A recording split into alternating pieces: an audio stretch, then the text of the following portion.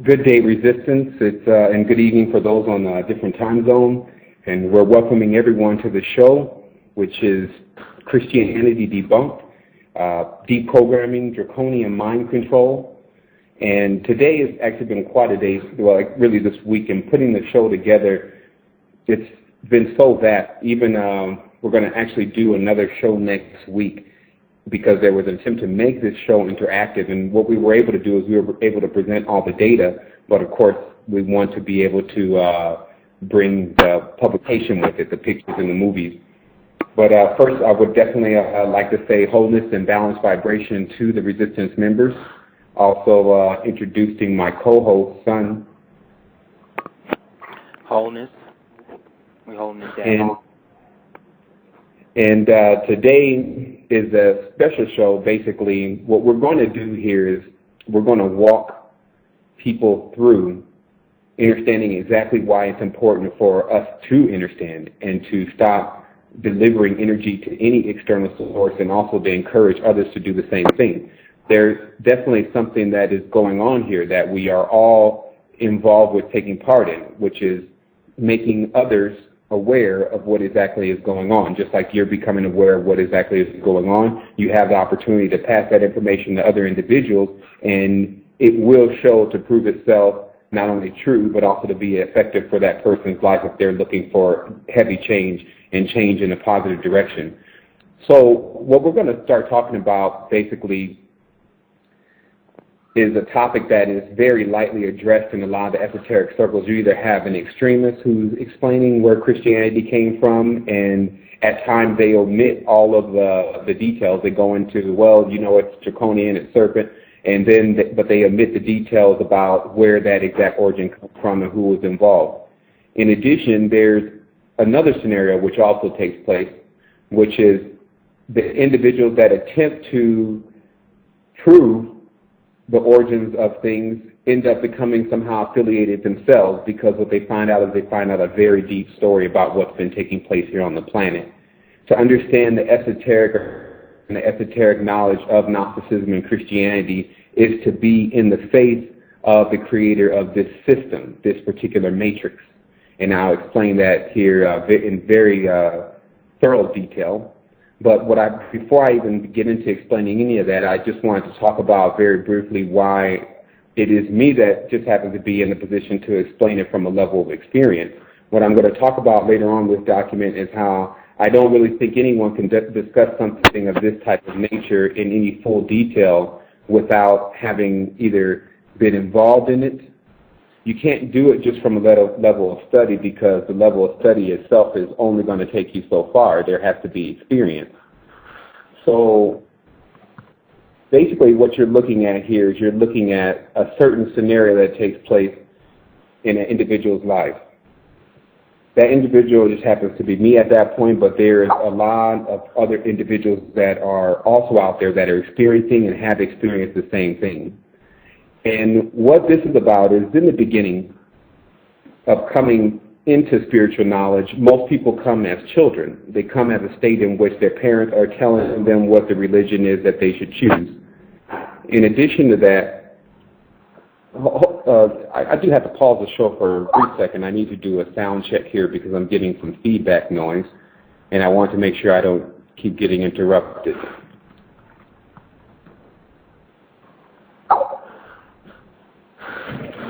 Because this is what's being revealed here is definitely no light matter at all, as far as to do something of this type of nature. Again, one has to be very exact about what they're talking about. We all have a personal responsibility to one another, especially when you take any type of level as teacher, is to, one, not only be truthful, but to also be very exact about what you bring forth. A long time ago, in my level of teaching, I was explaining certain things to an individual, and an old man was watching me, and then when I was done, because I was still very brash in the ways of Christianity, but the gentleman I was speaking with was Muslim, but the old gentleman said, he said, when you take someone's faith, you better be ready to replace it with something else, youngster, because then you leave them with no hope. What I have to tell men and women today is the only thing that they can replace faith with is themselves. You have to have faith in yourself. And I will show in very high detail exactly what is going on with why that needs to be possible. So let's start here. I'm going to start with first childhood. Childhood for me basically was my mother was a Wahhab Muslim, and that particular sect of Islam is very strict. And it was then we weren't allowed to do things like eat salt. We weren't allowed to see horror movies. We weren't allowed to actually watch TV. We were given spiritual books as our way of life, our entertainment. And so I took to spiritual knowledge very young, and I immersed myself into that world just as any other kid would immerse themselves into a world of, who knows, Transformers, a world of Harry Potter lore, whatever the world is presenting at that point. But for me, it was presenting this esoteric knowledge, and the individual that stuck out the most to me was Solomon.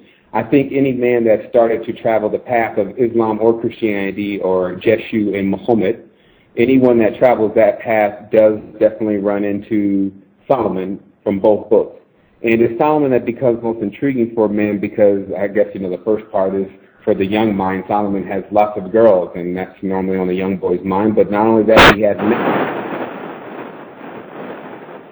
magic. I'm going to go ahead and take a quick break on the show really fast, and I'm going to clear up some of the sound issues that are taking place so that way I don't continue to be interrupted, or maybe we might have to do this for another time. So I'm going to ask Sean to put the show for a brief moment on to music, and I'm going to figure out what the sound issue is because I'm getting a lot of feedback on my end. Son, if you can go ahead and put the music on. Cool.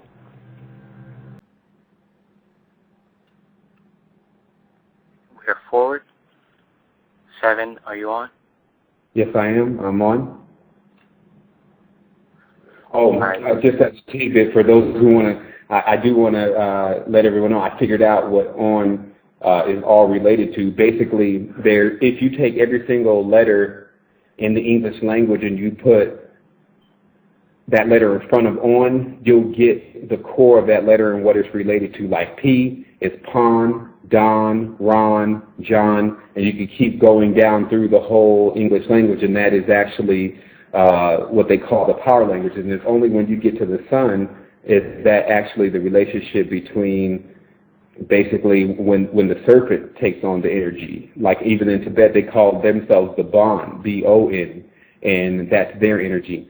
So we're going to go ahead and continue from where we left off at, and I think we do have our sound together here, and I just wanted to be sure that we got the clear audio available for everyone when the show starts again. Well, for which I'll do a new audio for the show that you can get offline, and it'll be clear, so you can get that from www.resistance2010.com. Also, on this show can be followed. This is all uploaded to www.matrixunderground.com. You can actually follow along to what I'm going to be reading here in a moment as I finish explaining what I had to explain about my childhood and my preliminaries into this. So basically what happened is that as a child I had already had an exposure to spiritual knowledge. And there was that attraction to Solomon, but as I got older, then that whole idea of being in mysticism or being any type of deliverer of God and in the army, as they call it, was completely removed out of my mind with the product of being in the society. There was also the abilities that I had when I was younger, which gave me a lot more connection to that spiritual world. And so if some ask, is the communication with God by divine right? The only divine right is if a person wants to communicate with God, and if the person wants to communicate with the Most High, and how much intention they put into that. If you see, some people just can't put that much attention to it. Something is much more important to them. And so the only divine right is that when you feel inside that you have this calling to discover what's really going on out there and what's bigger and what created things, that person presses into that. That's what determines what their divine right is. They sprout up everywhere within every race, color, creed, genealogy. There's really no way of telling unless you're looking at auras who exactly those individuals are. So I believe that personally what our faction caters towards is individuals that want to push a lot further in their spiritual understanding and understanding, because they've experienced different things from different paths, but nothing has really given them what they needed to become perpetual. So basically what had occurred was, once I finally decided to because my mother made a transition from Islam to Christianity during a phase in which, after the result of what took place in Detroit with Elijah Muhammad and other individuals that were now bringing up the Nation of Islam, which was a faction of the Islamic movement in the United States, which, to my understanding, is being headed up by Masons. So there was basically a division that took place, and there was a lot of individuals who just split off altogether from the Islamic community and any parts of the Islamic community. Some went with Malcolm X and practiced like the Muslims practice in the East, and we did that for a while, and then some went and practiced like the Muslims practice in the West. And what ultimately ended up happening is that the westernized Islam leads one back into Christianity, and so my mother made a point that when she was being converted to Christianity, that we were going to go to all the churches. Now, here's what's interesting. When sometimes you have to listen very closely to if there's points in time in your life that you've experienced these same type of things, and maybe just in a different text.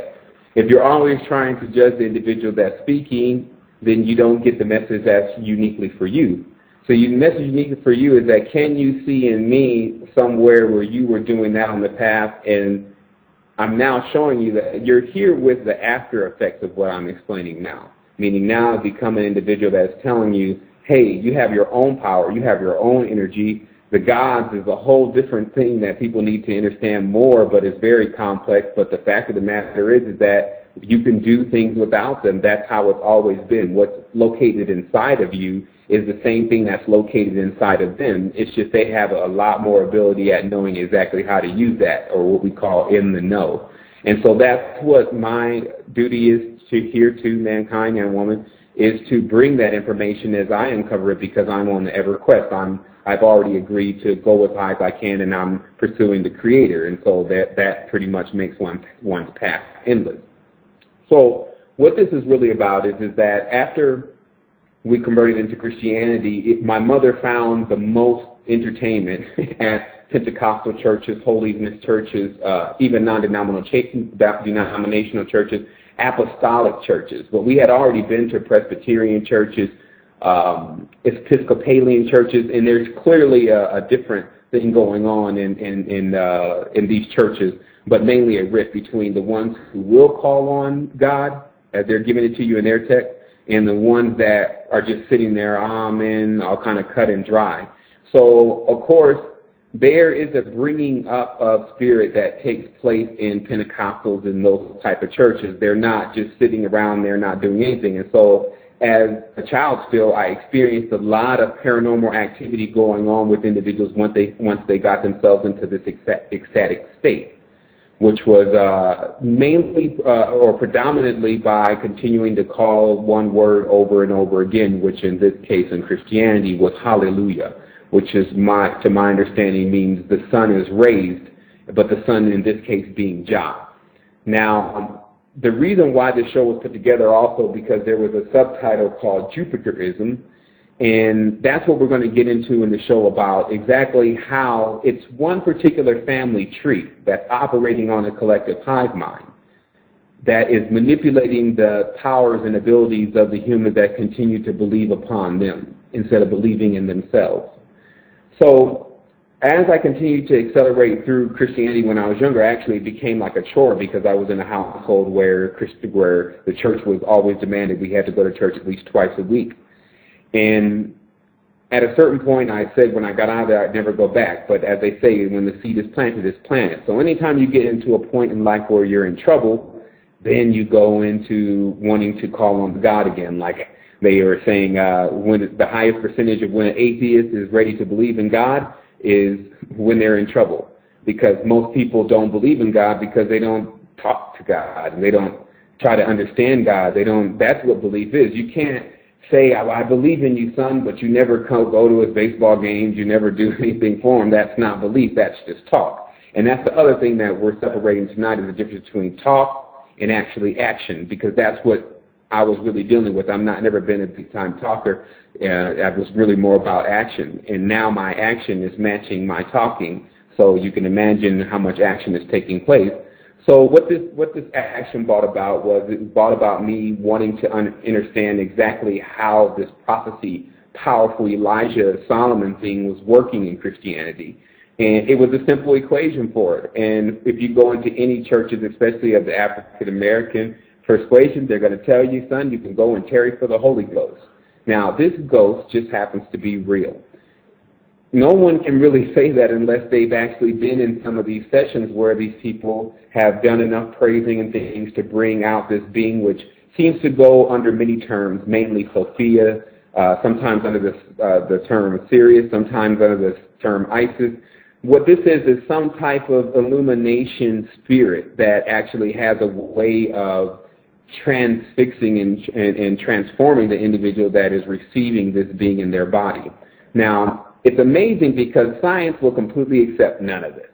But it's totally going on, and we could all go catch it on camera if we really wanted to, if the church would just allow us to do it. Nowadays, some of these pastors, they want money so bad, maybe they'll allow you to even come in there and pay them some to do it. The thing is that I witnessed the whole paranormal world as a child where they were clearly in contact with something, and they were also encouraging me to do the same thing.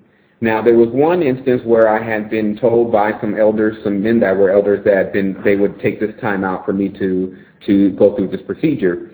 And as I began to call upon this name, I guess in about, I would say about 45 minutes as a child, I started getting tired, but there was what I felt was a stutter in my tongue at one moment, and then the gentleman stopped and he said, "Wait, do you see that over there?" And it obviously stopped me from receiving this version of the spirit inside of me. And we looked, and in the corner of the church there was what I still know is to be the second largest angel, if you want to give it that term, that I've ever seen.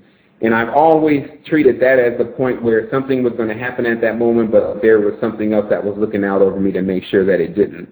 Later on, I figured out that when you're sitting on a master number, if you know how to utilize it properly, you can really look into doors that no one can peer through and decide to come back from. But because you can stand on the feet just like a master and you're to create your own system for yourself, you get a chance to witness exactly how other systems are created without getting caught up in them.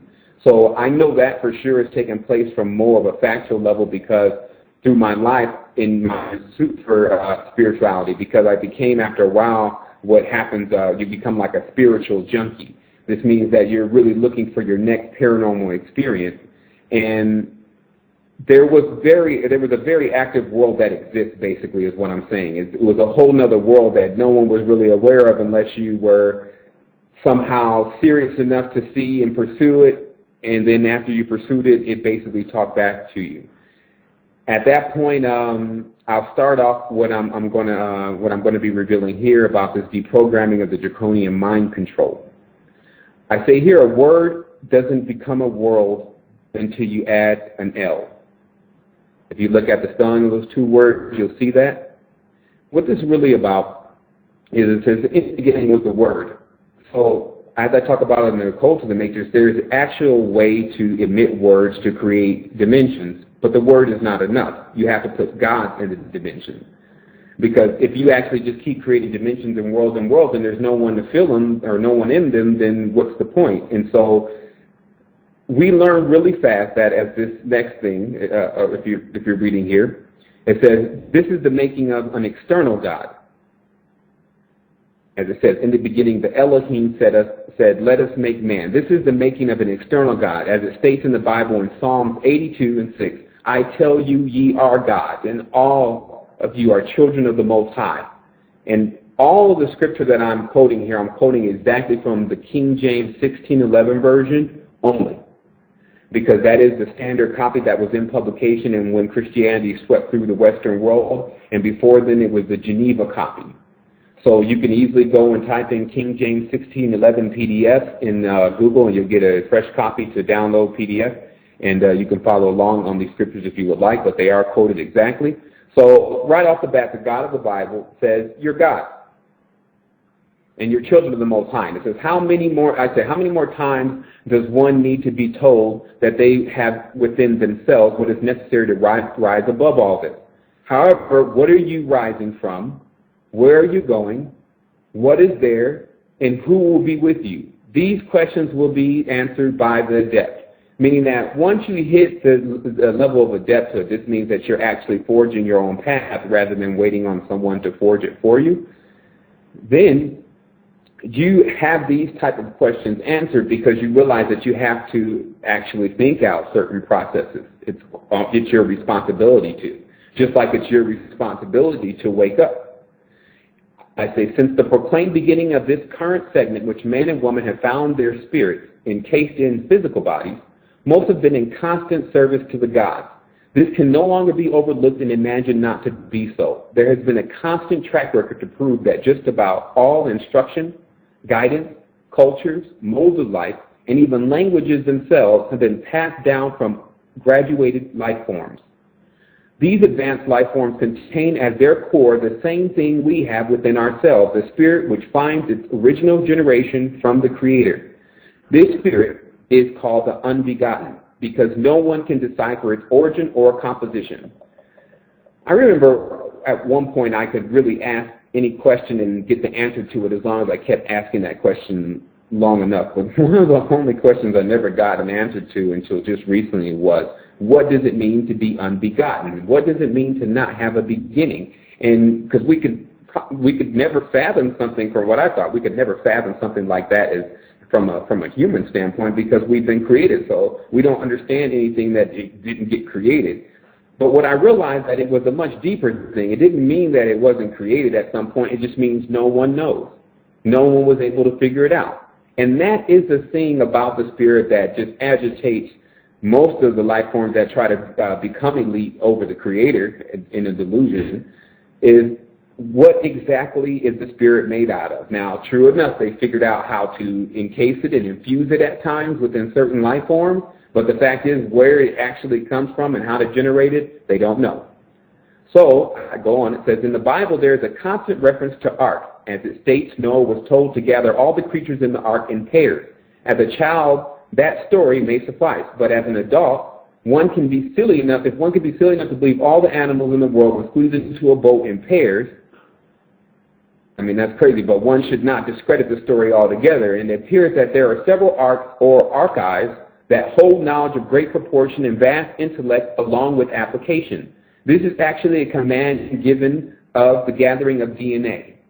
Because many of us have already figured out the origin of what Noah is, or really, which is another anagram for the other spelling of the moon, and to understand what was being said is to gather the DNA, to gather the life forms. Because what you're dealing with, if you can understand that the being that's working here in this particular point is creating certain things, they have to have, you can go a step further, they have to have something to create things with. And man has gotten smart enough to understand large parts of how to create things with DNA and how to grow tissue and different things of this nature. But again, if man has figured that out in this robotic, simulated, matrix-type world, no telling, of course, what our predecessors had discovered with their abilities on how to come and terraform planets. Even with Mars at this point, it shows that we're up there now terraforming it and making it habitable if that hasn't already happened. But it was to my understanding that this planet here called Earth was actually a complete sea. It had no land masses but very, very small ones, if any at all. And when the planetary systems that are in the orbit now, as we see, we have at least one asteroid, so that makes it known that there was some type of impact that took place here at some point. It rose land masses out of Earth. So I go on and I said, it can now be proven that this current flesh, or atom, is an organic vehicle constructed by beings called gods to allow the habitant of the vehicle to traverse the plane called 3D under the limitations of the body. The body features 5 major shapes in its core geometry: an orb, a triangle, a square, a pentagon, and a hexagon. All but the orb itself are simply more complex triangles. There's a hidden mystery here. If one becomes fully convinced that they are the body, which is the side effect of looking into the mirror or looking glass for too long, they actually begin to believe that they are only flesh, along with the spirit inside of the body is so mystical and original. Basically what I'm saying here is that when a person looks into the mirror constantly and imagines that that's who they are in the mirror, this is what's called the looking glass, meaning that you're not what you're seeing in the mirror. You're on the other. You're the real part of you is what's inside.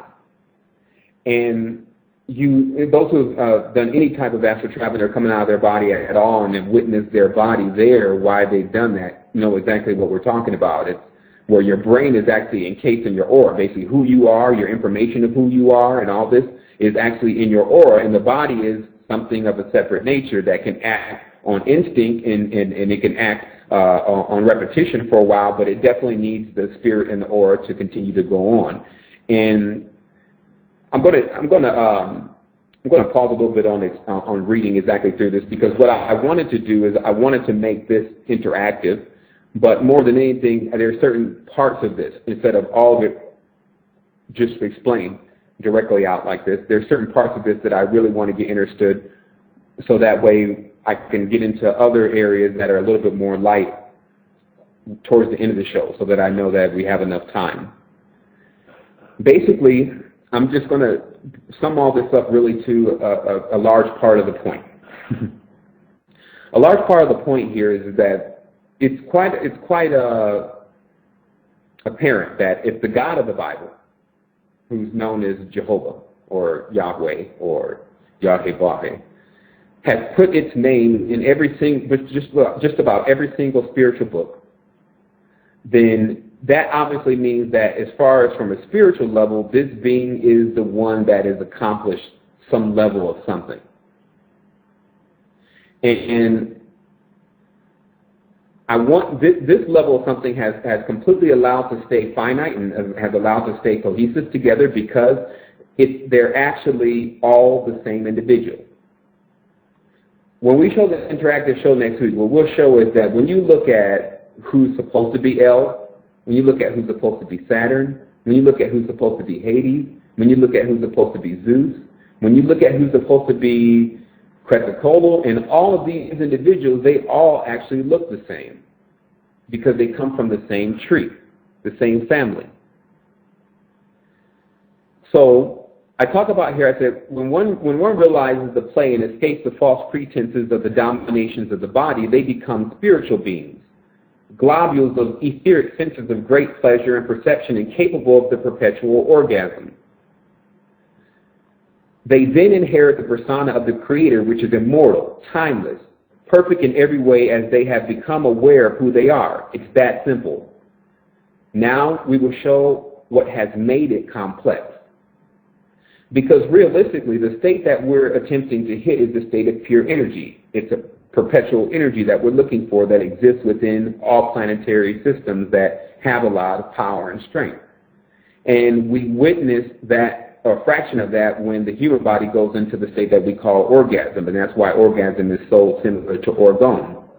But there is a way that through the mind and through the cycling of the chakras, one could bring themselves up through perpetual states of this, and this would bring them into higher levels of realization constantly and perpetually, definitely allowing them to take on different frequencies and to be completely free of something like the body, because you can't be held by the body once your frequency gets to a certain level, and that's why the spirit often comes out of the body. And lately, of course, most people are admitting that they're coming out of the body a lot more, even me myself. So I go on and say, we call this the top of the net. You have discovered the mystery and are at the top of the net in the matrix. Now you await passing through total consciousness, as you have already begun to venture out through lucid sleep, vision, and dream. The higher planes are destined to be your primary reality, and you now like what's up. Basically, when you start to see, and the world starts to see exactly what can be enjoyed in the higher states of the vision and the higher states of the consciousness, which can be achieved even while here in the body, it's already known at that point from experience that this is what's up. This is exactly what I need. Everything else hasn't been able to fulfill me like this, because this is personal. This is going on inside of me, and it's changing me. I go on and say, when the wall is going, some people are wondering when the wall is going to open or when the portal awaits, and many are yet to figure out it's just recently opened up inside of them, And there's, of course, a little more to do, and this is the only reason why we are here. Basically, inside of the person, that portal, that cosmic, that galactic lineup is taking place inside. It's not taking place outside in space somewhere. That's the fractalized version of it. Inside of you is actually where it's taking place, and those portals are opened up. And that's what's allowing the information to come across the way the information is. Right now, we're saying and talking about things that would definitely cause some issues in the previous time segments that we used to live in. But at this point, it benefits everyone in this dimension because they have no answer for the population issue. The population issue is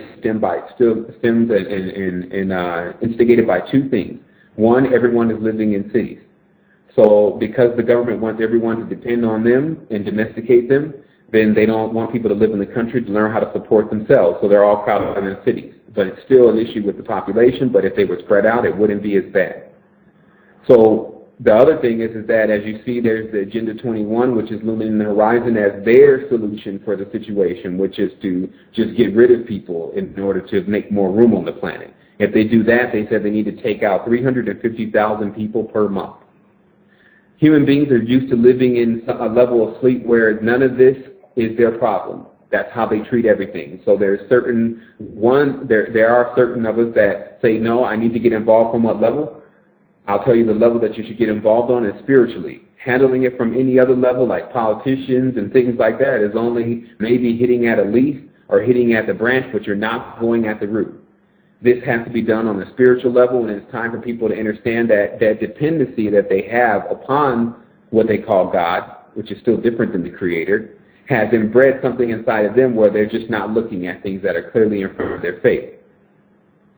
I go on, it says life is very active. I can tell you already, once you pass through, you're surrounded by individuals. But this time it is much, much different. Those you exchange with are awake and aware. They're living life, while what lies below are the sleepers. For the view of many, it is utterly amazing, our insistency to wake up the sleepers that do not know to care. Life comes in levels, with each level separated by a buffer that allows one not to cross into the other's world, although they are both visible to each other. For you to understand how this whole world is set up is like a layered pyramid, where you can sometimes be perceptive of who's on top of the pyramid, but there's a buffer between you and that individual. That is just how things are working. In this particular level of things, what we're doing is we're giving information to people who are really asleep. When you notice what's going on and the sheer idea that people are not thinking about it at all, the only state that can be concluded from that is sleep. So, as I say, life comes in levels, and with each level separated by a buffer, because that buffer allows everyone below it to believe that they're the only ones that are there. Like when you start to get higher, you're conscious of what's going on below you. But if you're making up the masses, you believe that you're the only one there, especially if everything that's below you is an invisible phantom. Now, the thing that most magicians know and people who practice into the occult is they've seen that lower world before, because that's normally what becomes visible to them when they start playing around with talismans and things. And so the higher worlds are already aware of us, but the lower worlds indeed are something that we can become aware of ourselves, and many people have become aware of that. And so that's the standpoint that a lot of people are, is that they don't believe that there's something out there that's definitely working and in existence, and that has just as many people, meaning that when you get in the know, you immediately become perceptive of a whole group of people that are also in the know, and you're communicating with them now, and they're giving you information and saying, here's what's going on. And then when you take it upon yourself to go and give that information to the people that are not in the know, that's really a unique position, because what you're doing at that point is alchemy. Alchemy is the ability to convince basically individuals that are asleep to wake up. It's basically taking a person's mind that is not calibrated to think of higher things like hyperdimensional travel and somehow get them into that state of mind, and even get them into the ability of doing it. The mind, I believe, and seen that it's very powerful. A large amount of what a person is able to benefit on is just what they believe they can do. Most of it's encased in belief, and then the rest of it's encased within things like alchemy and the alkalinity of the body and the levels of energy. So I say here, you see principalities and rulers sometimes on TV, such as the Queen of England and the Pope. However, this does not mean you can go and talk to them, or should I say, it exists on another level minus the argument. If that level is lower or higher, it is obvious that the mad dreamer who is fed up with oppression would say she is lower. However, the realist would immediately recognize her as higher and would then go into action on finding a way to rise above even her, as they are mere emperors or lords of imps. So surely they are higher, because what's really going on is that they're with the ego and the advent of the ego and people not doing sober estimates of themselves. As I say in the next sentence, people imagine that, well, I'm smarter than them, and we've always had the inheritance and the heritage of something great and noble. All of that is still talk until one puts things into action. And if you haven't put anything into action and you've been maybe asleep, as we all have, you can't be surprised if you wake up and then all of a sudden you see around you that there's been some type of queen or commander or conqueror of some type of sort that's been put over you while you're asleep. Now that we're awake, we're looking at the controllers in play. As I go on, I said, but to see this, one must be real and at least sleepwalking. One thing that has to become clear is the reoccurring in all religious circles is that the involvement of the Neferu, also called the Netters and the Elohim, these beings have been reported in time again as assuming human form. These forms are sometimes a little greater in stature than the current edition of man, and they appear to as they are time lords as they come up and they appear, and they comprehend the navigation of the fourth dimension, and have even set up certain locales and waypoints within it. These beings were accompanied with special powers, but more simply, their chakras were turned on. Let it also be clear the chakra is a unit of the spirit and not the body. The body has organs and they can work abilities through sound. But basically, there is a reoccurring story that happens within all spiritual dogma, all ancient stories of larger, more advanced beings coming and getting involved with humans. I believe personally that the play that these beings were also endowed with the spirit is what's being always ignored, that these beings contain the same spirit that the beings that they were attempting to manipulate had inside of them also. But the spirit is what was being manipulated. It was the cunning of going external. If we look at the world today and we look at the religions of the world today, all you really see is the beckoning for man and woman to go external and to believe that their God, or what they're now terming the Most High, is how they put it in their text, that their God is equivalent to the Creator, that their Creator actually came down in the form of a man and did all sorts of things. And that belittles the level in your mind of what exactly the Creator is when a person begins to do that. But that started as a child, so that's what's called programming. If it's not deprogrammed properly, the person can believe, oh, well, yeah, I'm free of that, I don't believe that anymore. But in the back, still carrying the traits that are associated with still believing that, which is, one, the inability to stand up for oneself when you see something that is not right and not coming across the right way. You have to address it as it is, no matter who and what it is. We all live here on the planet Earth together, and if we see something that's jeopardizing everyone's visit here, then that's when we have the opportunity to speak out. And it's only because how these deities have depicted themselves as being able to do basically whatever they want, people have allowed them to do as such and have not even challenged them in times in which their own kids have been up for grabs. Like as we see, in this world, the main thing is child sacrifice. If you look in China, which has the largest population, that's where it's going on the most. But if you also look at the United States, things like abortions target the first child of the mother. And that was done on purpose. And so there's a lot of involvements that go on with the beings that are all connected that we're showing here, where they're pulling their energy from, in essence from, that people have the opportunity at this point, mainly through worship, which is, as I talked about on the subtitle, worship, by ceasing to worship. Because when a person begins to get involved with these beings, as I'll show, they put themselves into a battle that is strictly inclusive to the beings themselves, which apparently have come from the star system Orion. The human being itself can opt out of this war because it doesn't have anything really to do with them. My personal war going on right now is to get human beings to wake up, to opt out of the war of the God, which the human beings can't withstand for the simple fact that their spirits are not graduated as such. These beings have trained themselves for war over aeons and do that, and how it plays out as a fractal as humans are sometimes used. So, as I say here, when your chakras are turned on, the level that you have of power is even greater most of the time, especially demigods, so, which is the gods of the lower world. So the real situation that has been taking place here is that the first visitation between the being that we're calling man and the Neferu, or the Nephilim, which were supposed to be sons of God, was they came down activated and showed off and said, hey, we could do this, we can do that, and then they were immediately taken upon as gods. And that's why in every single ancient text, no matter where you go, you get this same depiction of the same individual that everyone's stamping that this is God. It's really only until right now, and they're close associating God with the Creator, it's only until right now that being fully conscious has us actually comparing stories with one another and seeing that we've all been told the same story as far as religion is concerned, and that we now all have, as it shows in the Bible, when there's a confusion of language. It says that man is all on one accord, they're all speaking the same language, and they go to accomplish something, and then the God of the Bible says, hey, let's go stop them and confuse them, because if they keep doing this, they'll eventually reach the Most High, in so many words.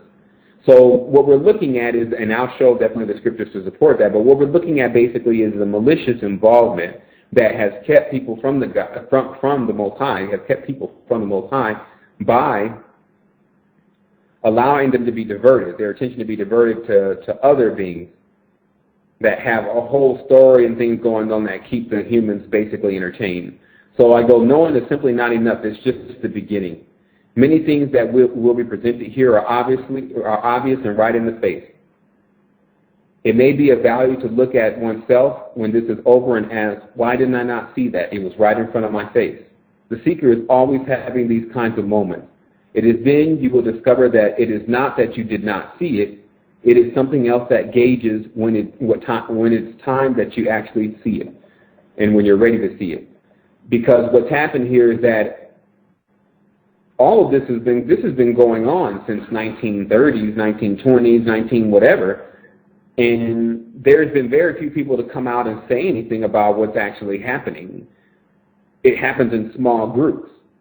And those small groups take the information, like the resistance is a relatively small group compared to the population in the world. So there's a certain small group of people that take the information and excel with information, and that's generally what tends to happen. There's never a time in which everyone gets the information all at one time. That's one of the ideas that we have. We think it's just called the 100th monkey, or basically where this becomes so active for a person to become activated that it starts to spread to other individuals just through contact and just through thought rather than through them going through actual study and things of that nature. But basically what I'm talking about here is I say they have grossly miscalculated how much time the human race can exist if the ideas of this current regime can't come to fruition. Earth cannot continue as an unconscious warship.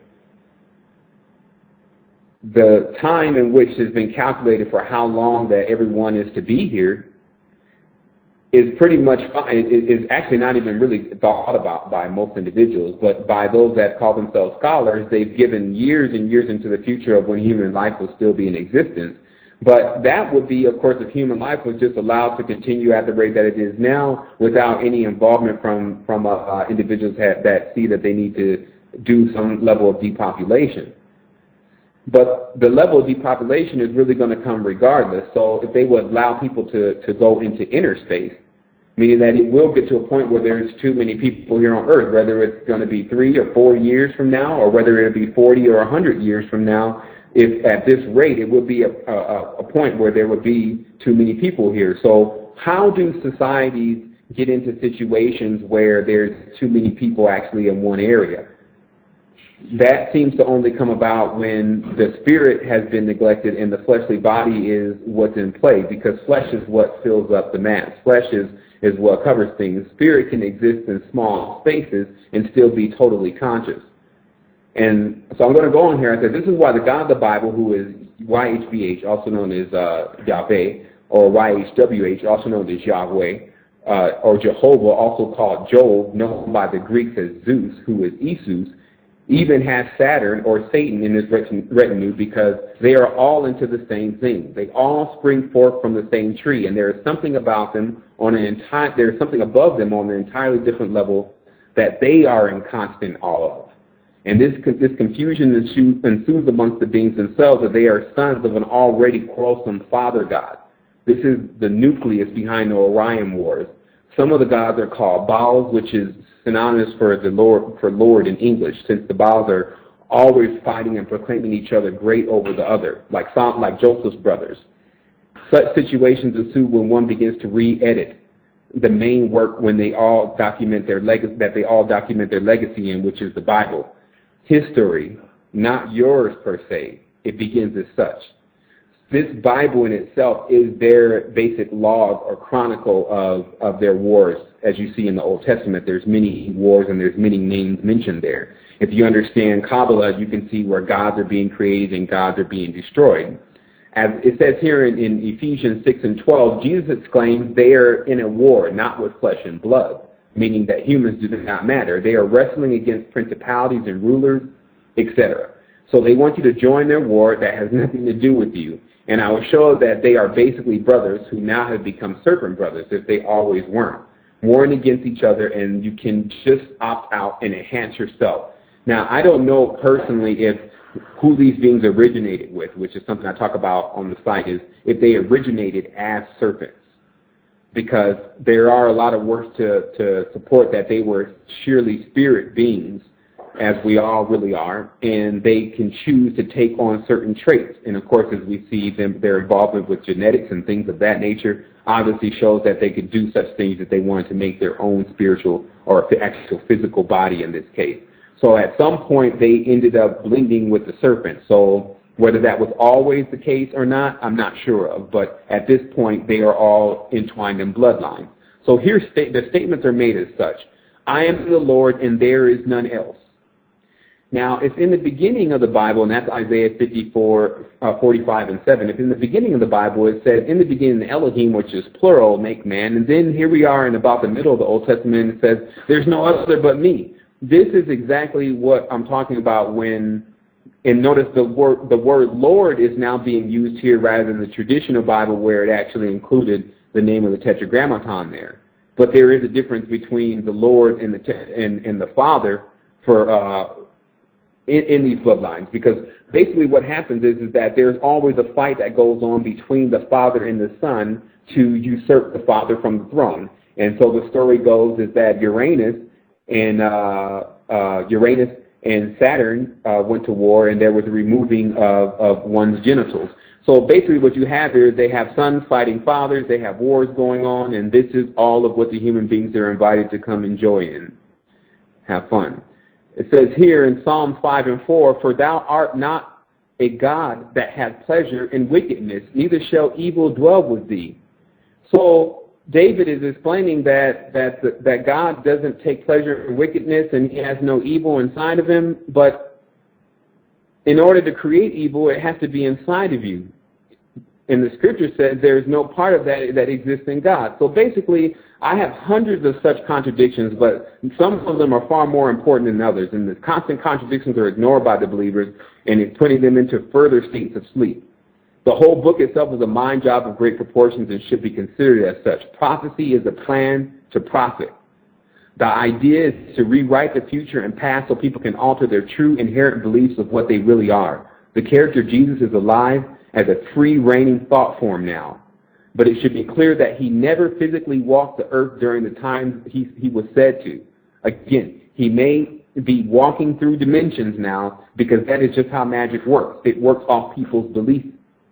They already understand that when you put millions of people's belief into something, it manifests. So that's evident. But the fact of the matter is, if you want to draw back into history, there was no writings about Jesus except for 4 that came from scholars that were proven to be plagiarized. But there's over, I think here, there's about 20 scholars that were also around during that time that recorded nothing.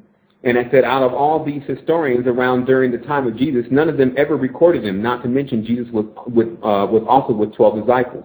If 13 men are together healing the sick and opening heaven in front of everyone, nobody will miss telling that story, especially if it's their whole lifestyle too.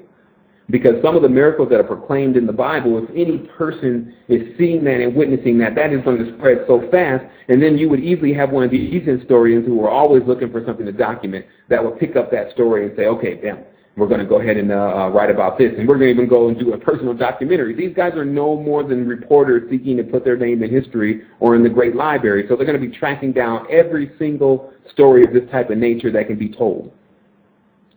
And I go on and say, all these scholars were around during the time Jesus and the 12 proclaimed to move about, and no one logged it.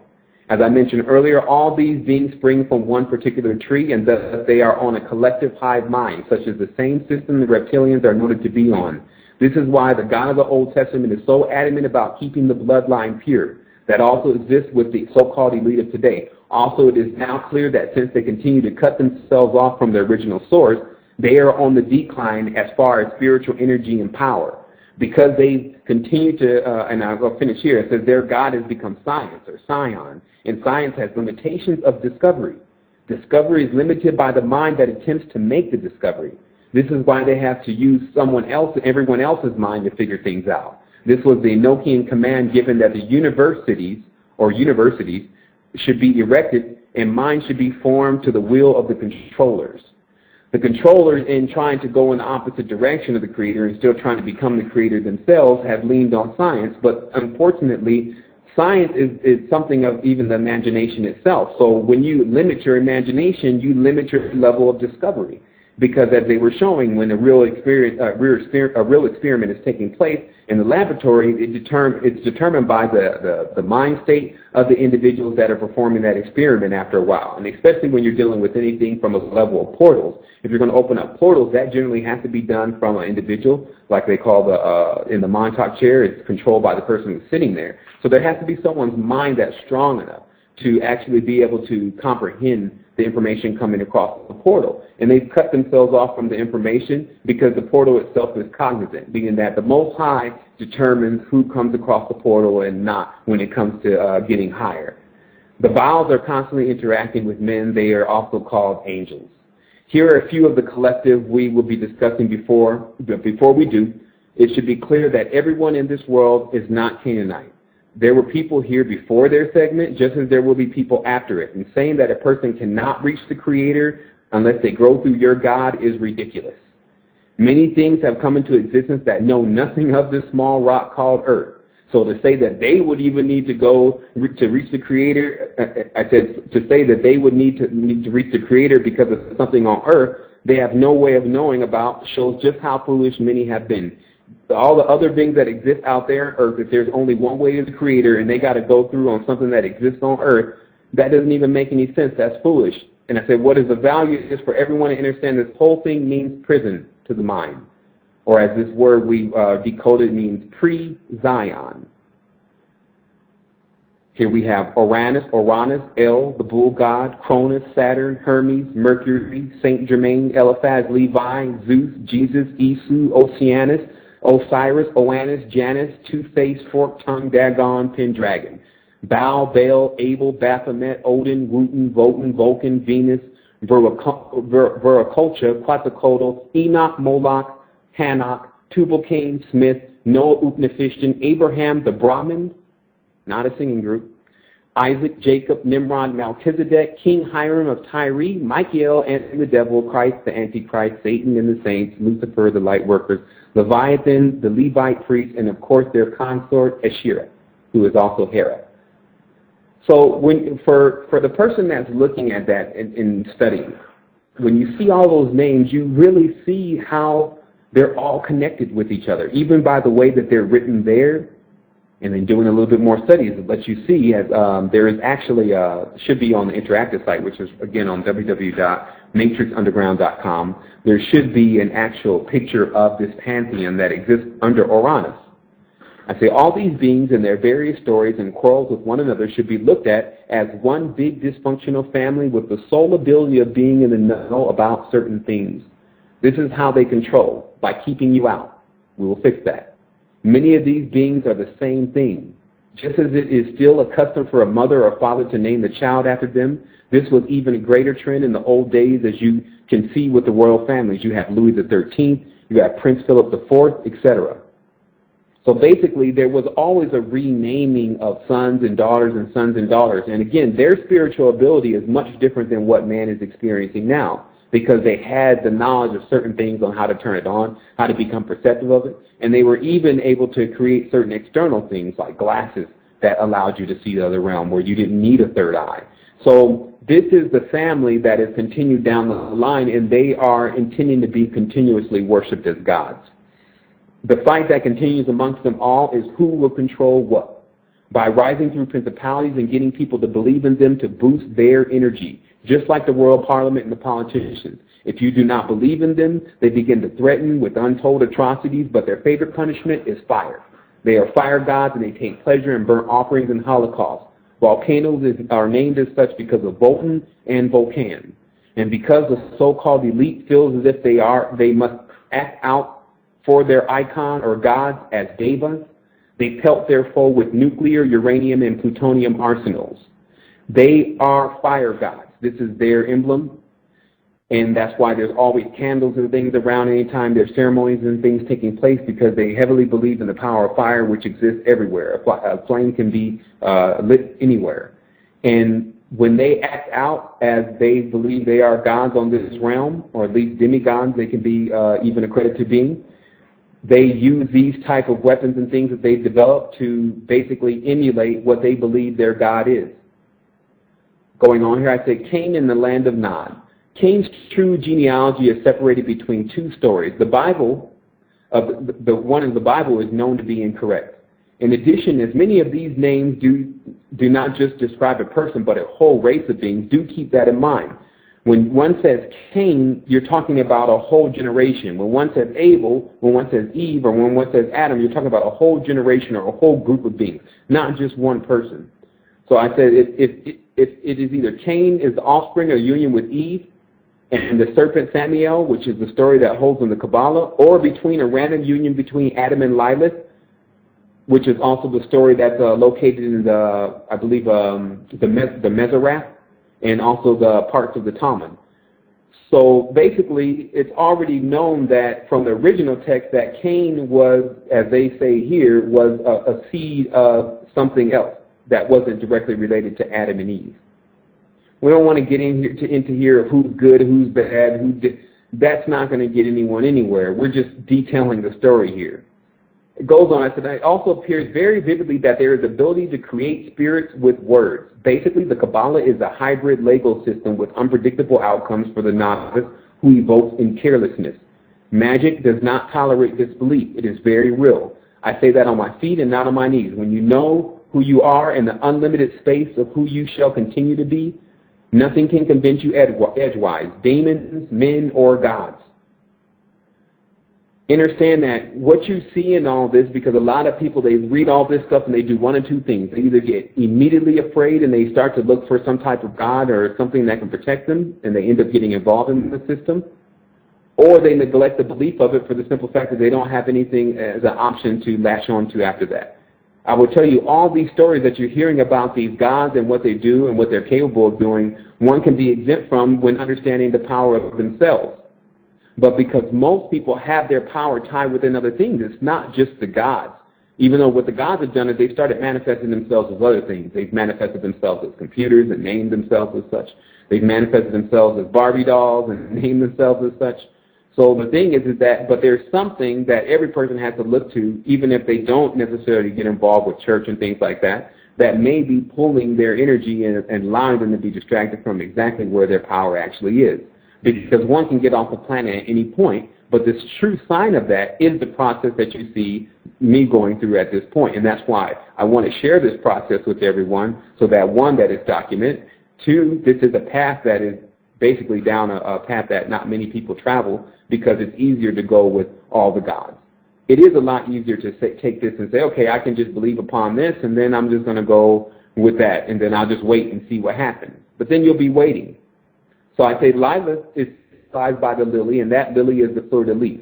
Of course, the controllers claim to be from the bloodline of Christ, which in turn is linked to the bloodline of many kings who have proclaimed their allegiance to Lucifer out in the open. When you look at the Christian bloodline, because they do make sure they give you the whole bloodline, which was kept by the Templars and the Knights Templar, there were many kings that were listed in that bloodline that were sworn supporters and worshipers of Lucifer. Once again, the play is that they are all the same thing. They work on a collective power. It is the only way they can succeed, and they are failing at it. Even part of their own collective have overcome them and broken free. This is the story of the golem or the Dobie that gains the third sense and is endowed with the ability to engage. A machine waits to be engaged just like a computer does. Many people just waiting, or as I say, wait, like the physical wait, doubt it not that they're getting heavy and going into a deeper sleep. The opposite thing is also happening. Many are becoming very awake. Because what's happening is that many people have been caught up in their systems for a long time and just didn't know. But because they're finding out, they're actually leaving. And all the spiritual recourse that depends upon how involved they really are and didn't know it, the spiritual recourse that comes behind that as far as what they send to try to steer you back in the other direction is being overcome and beat back. And I say here, Cain is the Canaanite archetype. He is Smith. As it says in the Bible that Cain was a smith. He made weapons and swords, just as Smith in the Matrix. This is why another part of the Matrix deception was to show Neo merging with Smith in the end. The word knight is as in the Knights of the Round Table, is nothing more than the word K, the letter K in ites. So it's Canaanites. Cain is Khan, Cohen, Coin, Khan, King. Cain is said to be entombed in a subterranean chamber in the center of the earth. He is said not to be dead, but eternally sleeping, where his dreams or ideas still affect the thoughts of mortal men. This myth continues that on the arrival of the new golden age, Cain will return to shepherd his flock of believers who are preparing his way on the surface. This is coming right from their books. It is highly possible that the giant man depicted in the invented golden age of Aquarius is Cain. And as many of the esoteric authors have written, be careful if he pours out his bucket. This story itself is identical to Cthulhu and many of the other dreaming gods, such as Orpheus, who they try to depict as Morpheus in the Matrix. These are half-dead gods suspended in animation. Such are the secrets passed around in ancient Egypt about the living after dissension as vampiric demigods. Because the actual path is laid out even more smoother in the beginning of creation, meaning that in the beginning the rules are very clear. It's only now that we're having to sift through things and see what exactly that was told to us that was the truth and what was exactly a lie. But back in the past it was very clear because people were a lot more closer to the Creator. Beings were a lot more closer to the Creator.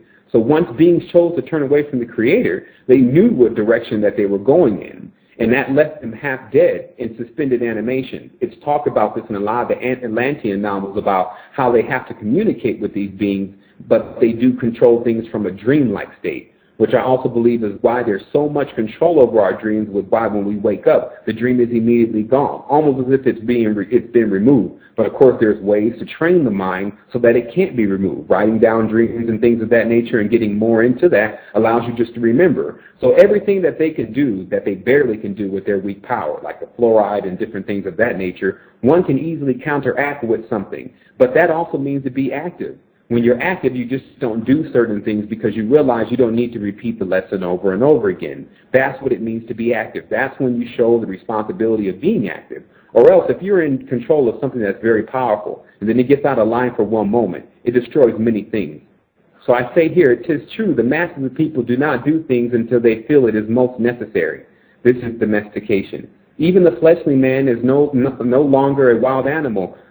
Let me repeat this again. Even the fleshly man is no longer a wild animal. He's being domesticated. Because back in the days, you would always get these pictures and things of these barbarians and just how wild they are. That doesn't even exist anymore. The barbarian state of mind on this dimension would have probably already overthrew the controllers if it was given the ability to use the internet. Because it would have figured out what was going on, it would have got pissed off, and it would have went right into whatever the problem was. So I say, waiting to be fed, waiting to be instructed, waiting to be terminated. Always waiting. Waiting on Jesus, waiting on the Mahdi, waiting on Horus, waiting on Q. You get the point. Here, I'm going to insert, because like I said, we're going to do this show once again next week, but we're going to do it interactive. They said it was only 16, but I have 22 crucified saviors that many people died waiting on and are probably coming back, waiting, and dying again. The imagery says everything. It is the man of strength beaten to a pulp, humiliated, then put on a cross. They are not marketing the risen Jesus. They prefer the crucified one for a particular reason. When the true spirit gets wind of what is happening and wakes up, time is literally over. In addition, many of these gods are forgotten. They're also called the forgotten ones. They are being re-erected by mortal man and woman in their fascination with worship. These beings, which also include man gods, carry the title once dead but now alive. The unconscious worshiper is being used for such tasks. Now notice there are a few gods, including Jesus, that say, I was once dead, but I'm now alive. What this is about is that there's a whole, there was one book that was written by the Arabs that was supposed to be destroyed, but didn't get destroyed, called Al-Azif. And in this book, it had knowledge about these beings called the Forgotten Ones, which is the basis of the Theosophical Society and the Arts of Cthulhu.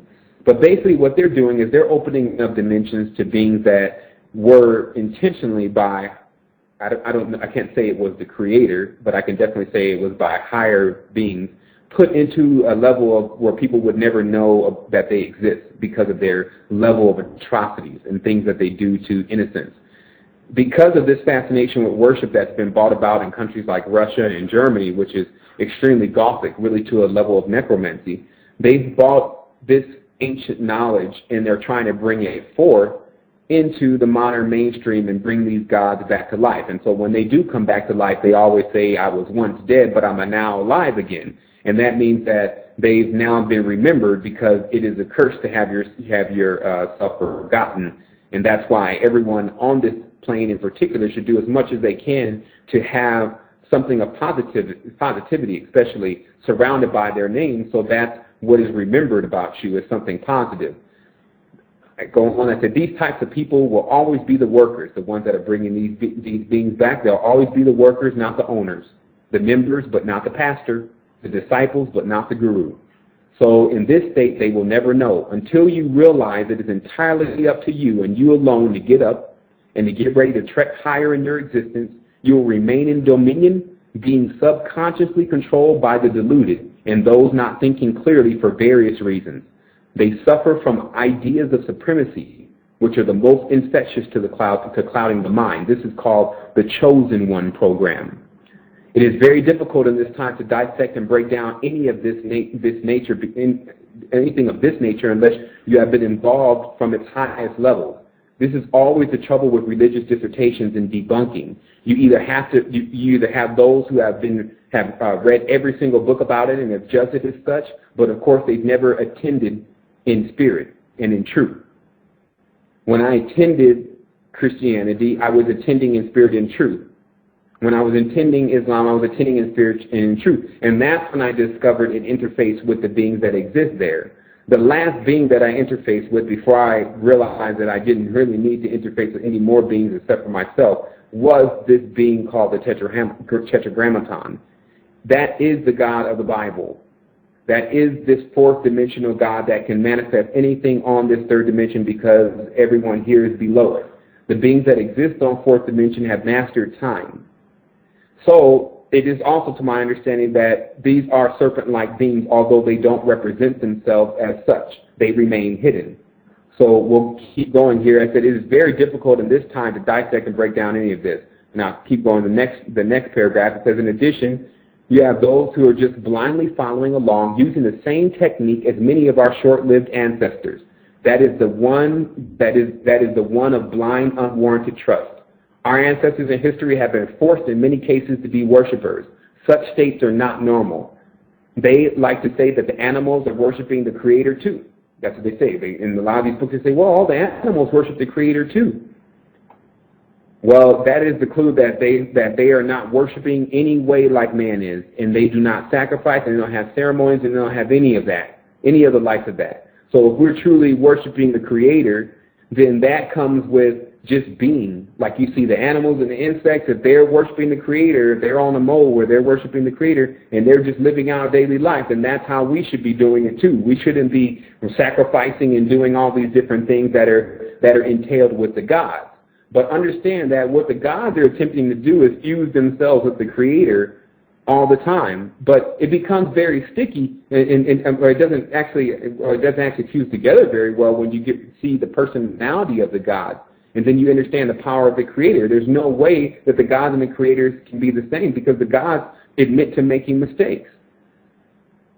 If one is saying that they made a mistake, then that's a really primitive level of thought, because everything happens for a reason in the world of the Creator. You create things and they become. You didn't make a mistake. So we'll keep going with this. It says, I will be clear, reverence is sometimes at hand, and there is no harm in casting crowns. It does talk about in some of the ancient books of when we were all in higher states of being, that we would just sit at times and cast our crowns off to each other for making it into a high level of being. So I'm not saying there's anything wrong with that, but this is no different than watching a magnificent act and admiring the actor for their splendid performance.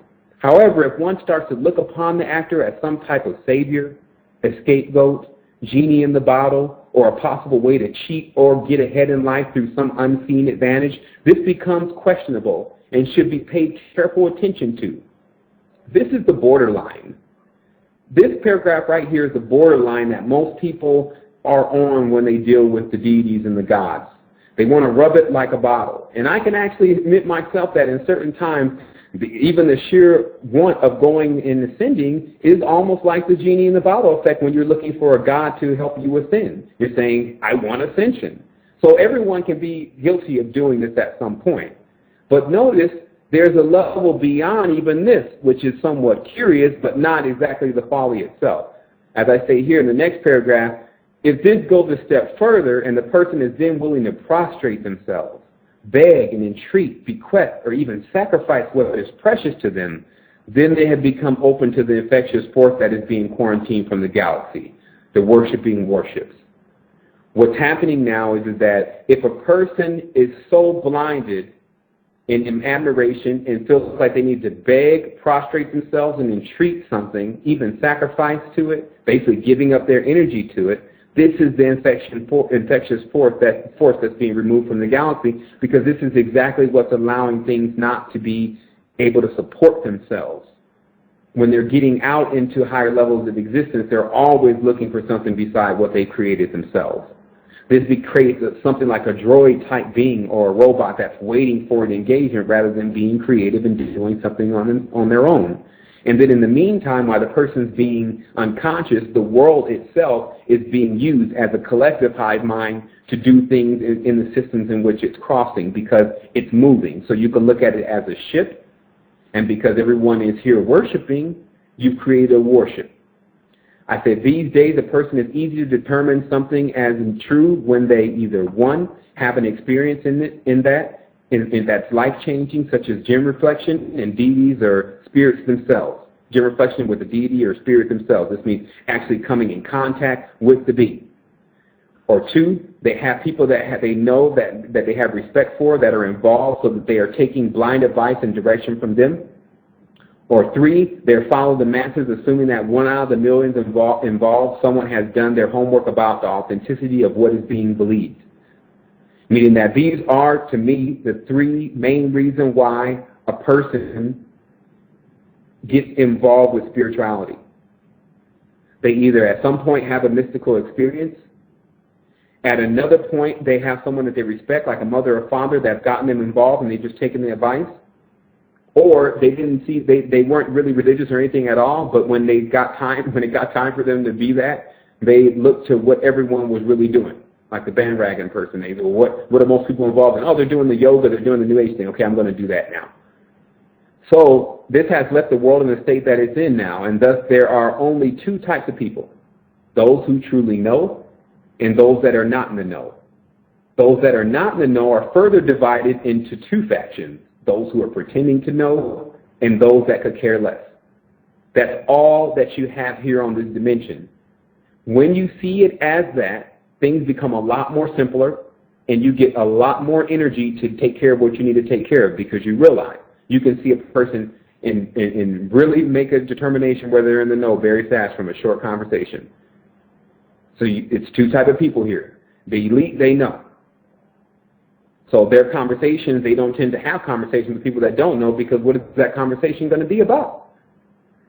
So I go on and says, there is a famous story in the Bible that begins with the 12 tribes. And of course, the 12 tribes are meant to mean all the descendants of earth, but more importantly, all the descendants of the quadrant of space, which is called the sea, or the Holy See. This is the 12 signs of the zodiac that govern the procession of the character traits and the influence on earth. There is also a hidden 13th sign. This works no different than bad company. Certain strong celestial bodies place themselves at certain points to influence the composition of newborn stars.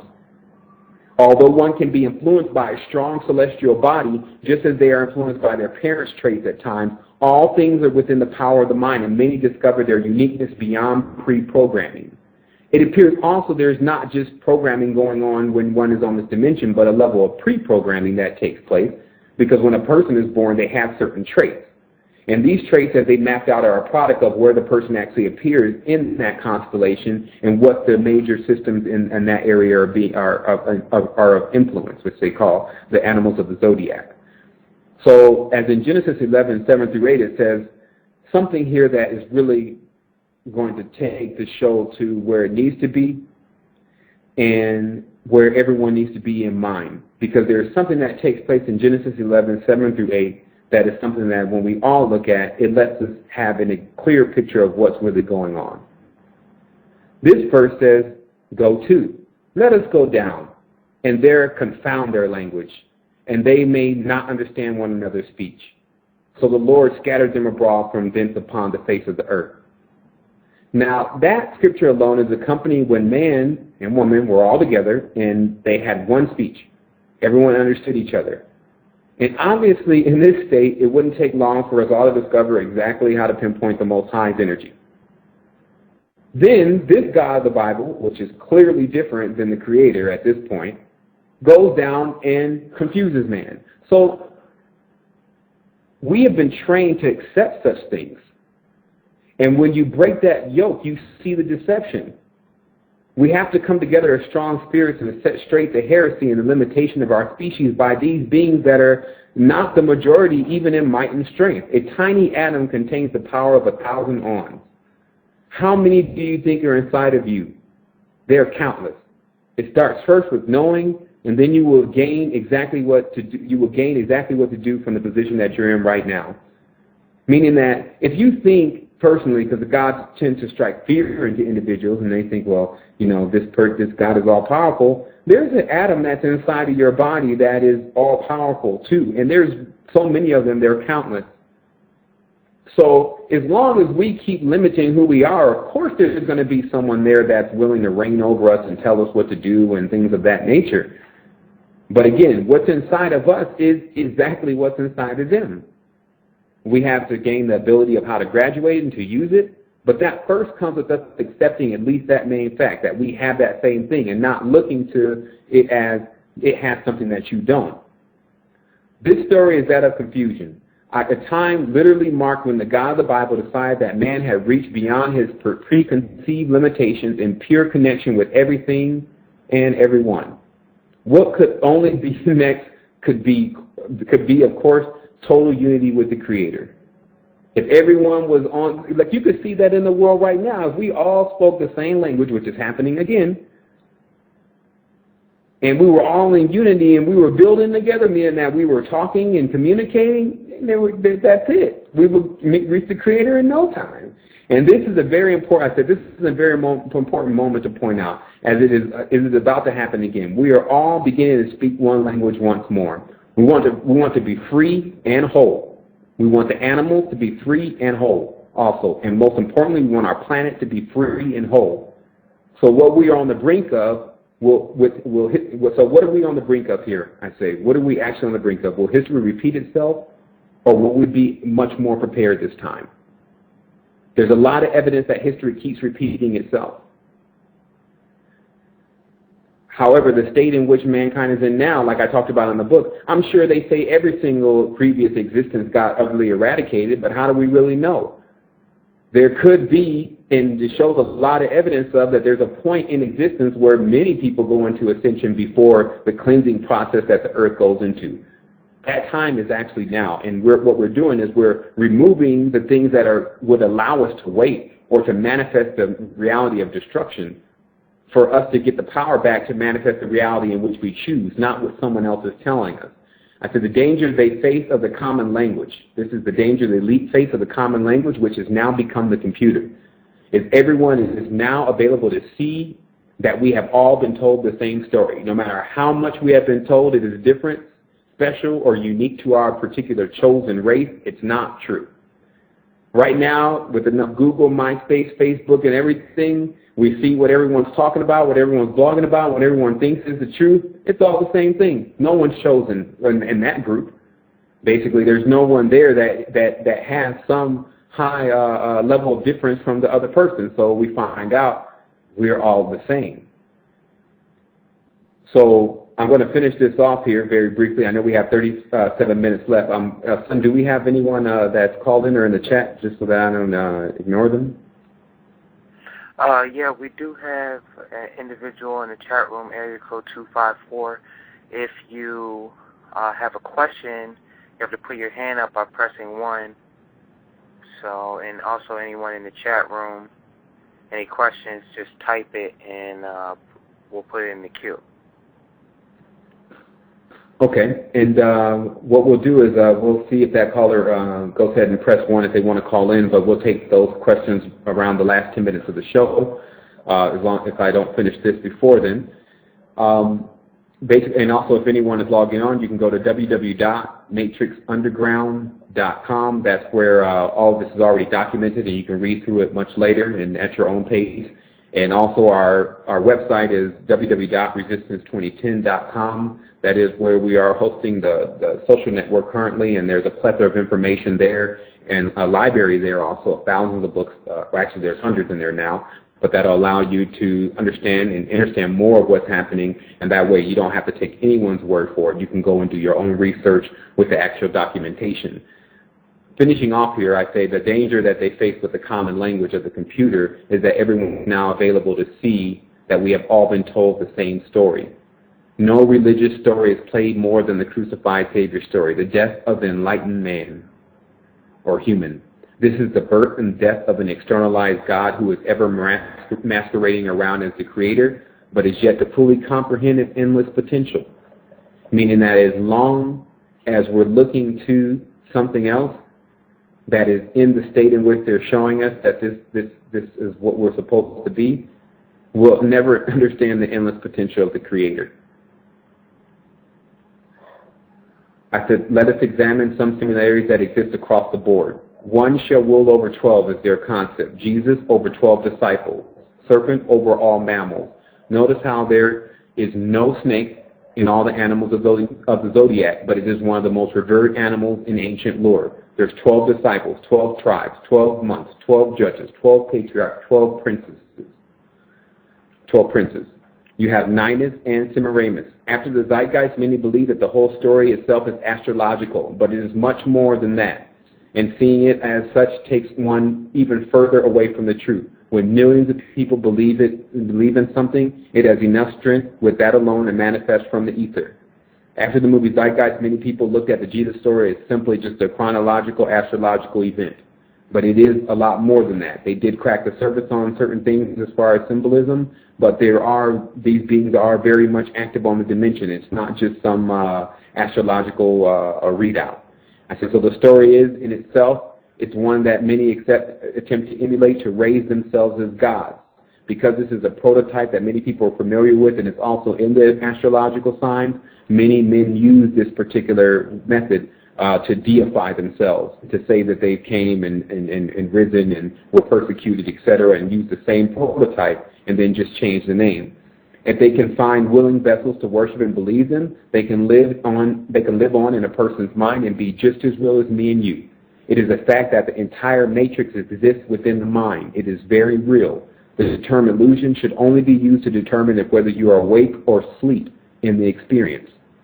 This method of deification has now been monopolized, and rather than one believing and tapping into their own inner connection, they are directed to believe in some animalistic, externalized God who craves control over beings who know no better. These people have no clue of what's going on, and the beings keep them as such. They have no interest in telling you about chakra centers or any of that, and that's why it wasn't encased in the Bible. I will bring up a certain fact. King Minos is the strongest prototype of this founder king god by divine idea, the divine right idea. Next week I'll have pictures, and it's just interesting as we saw the pictures, you really start to realize that you're dealing with the same being. This reflects on how many kings of history have been named derivatives of Minos. This is Menes of Egypt, Manus of Germany, Manu of India. Basically, they're all war gods.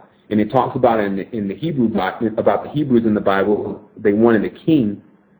They were wanting a king, and they no longer wanted to associate with the Creator inside of them. And they said, "Well, put a king over us." And they wanted something basically external to rule over them, and so they were given Saul. Now, when you look at that name actually in Kabbalah, it actually is Sal, which translates to serpent, just as in the word salamander. So basically, actually, I don't know if we're still on. I think we're still online. I don't know. I don't know if we might have disconnected Sun here. Let me take a moment to finish the show. We're on. Okay, son, I thought you had sent me a message and said, okay, you have a hand up. I thought you said there was a hang up. Okay, we have a hand up on, yeah. Okay, let's go ahead and take the call. There's only a little bit left in this, and actually, let me see. How much time do we actually have left, son? Because there is a portion of this that I wanted to cover before I take that call. We have 30 minutes remaining. Okay, let me go ahead and just finish this since we're so close to the end and of the actual document, and then I'll go ahead and take the call. And once again, next week, we'll go ahead and do an interactive show on this, and it'll be animated, and people will be able to see a lot more closer, but this will also be up until then, so people can actually examine it for themselves, bring more questions about it, because this is something I believe that doesn't need to be done in one show. This is something that needs to get thoroughly understand so no one gets the wrong idea of exactly what's being said. So I talk about, as you see, Minos, he's the son of Zeus. He bears a remarkable resemblance to Saturn, Cronus, and many of these bearded gods. One should begin marking the trail now. Saturn, Cronus, Zeus, all these deities from the Greek pantheon are related to the serpent, not only by their own imagery, but also because they all come from Uranus. This is the destruction of the brazen serpent. As it states in the esoteric lore, Uranus is Uraeus, or the fire-spitting serpent. He is the father of all of them, so thus if he is a serpent, the rest of his offspring would be at least half serpent.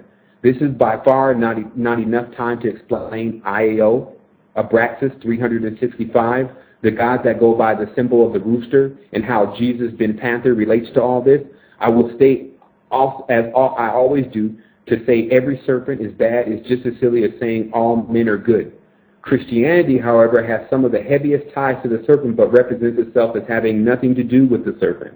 Nothing can be more of a deception than to make people hate the serpent and then slyly make them worship it. And when they find out such things, if they ever do, they are generally taken aback and they go into extreme denial regardless of the facts. Even worse is in most cases they just agree to worship the serpent. A sad lot they are. Numbers 21:8. And the Lord said to Moses, make thee a fiery serpent, and set it up on a pole, and it shall come to pass that everyone that is bitten, when looketh upon it, shall live.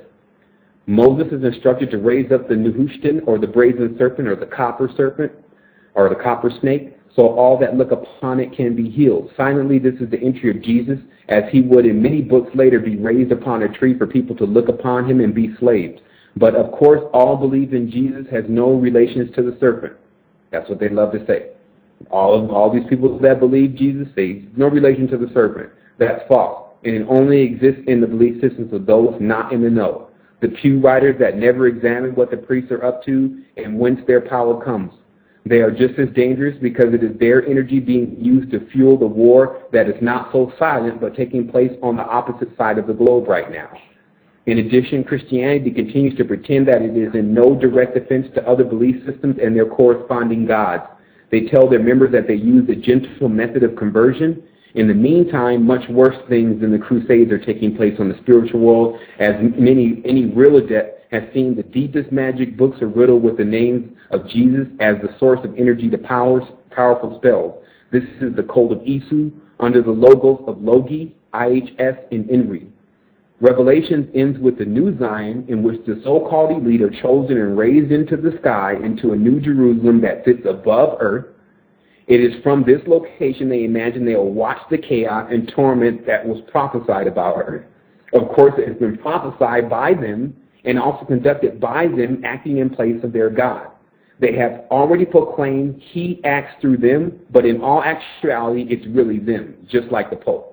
This means that all the silly believers who never do what the Bible tells them anyway will be manifesting their own destruction out of guilt and shame, two very low vibrations.